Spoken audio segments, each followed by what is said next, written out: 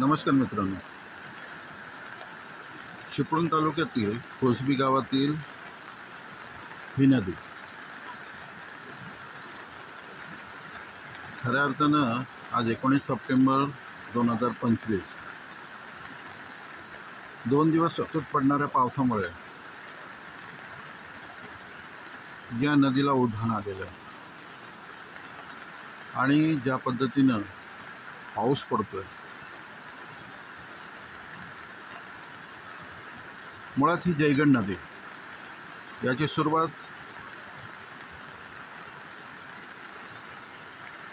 चिपळूण तालुक्यातील मुंडे या गावापासून या नदीला सुरुवात होते आणि ही नदी शेवटी जयगड किल्ल्याजवळ समुद्रामध्ये विलीन होते। हा पूर्ण पॉईंट जो आहे हा सुरुवातीचा म्हणजे उगमस्थान या नदीचं मुंडे गावातून ही कोसबीत येते आणि कोसबीतून पुढे जवळजवळ या नदीला अनेक छोट्या छोट्या नद्या एकत्रित होऊन मोठा प्रवाह जयगडकडून समुद्रामध्ये विलीन होतो। आज जी या नदीची परिस्थिती आहे ती परिस्थिती अतिशय चिंता करण्यासारखी आहे, कारण अजून जर 2 दिवस पाऊस लागला तर ही नदी आपले तट सोडून संपूर्ण एरिया कव्हर करू शकते। या बाजूने येणारा हा जो ओढा आहे हा धरणाचं पाणी आहे, कारण कोसबी ठिकाणी जे धरण बांधले गेले त्या धरणावरनं थोड्या प्रमाणात पाणी सोडलं जातं आणि ते पाणी यातून येतं आणि या दोघांचा संगम कोसबी गावात या ठिकाणी होतो।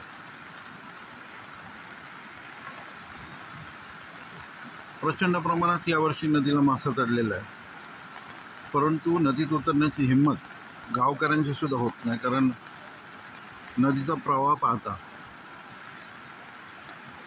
हा प्रवाह माणसाला टिकू देईल असं काही वाटत नाही। या ठिकाणी असलेली आमची संरक्षण भिंत सुद्धा या नदीने कोलमडलेली आहे आणि हा प्रवाह पहा मित्रांनो, हा प्रवाह ज्या पद्धतीने येतोय त्या पद्धतीमध्ये या नदीचं रूप आपल्याला दिसेल। माझ्याबरोबर गावकरी या ठिकाणी आहेत आणि हे गावकरी हा नदीचा प्रवाह पाहण्यासाठी या ठिकाणी आलेले आहेत। हे धरणाकडून आलेलं पाणी या ठिकाणी एकत्रित होतं आणि शेवटी ते नदीला जातं। आज हा प्रवाह पाहिल्यानंतर खरंच आश्चर्य वाटतं की लाखो लिटर पाणी समुद्रामध्ये विलीन होतं। कोकणाला जशी देणगी आहे की प्रचंड प्रमाणात पडणारा पाऊस, पाण्याची कमतरता कोकणाला कधीच भासवली नाही। हे बघा, हे ओढ्याचं पाणी या ठिकाणी एकत्रित होतं, तिथून हे धरणाचं पाणी येतं आणि ते या ठिकाणी एकत्र होऊन नदीला जातं।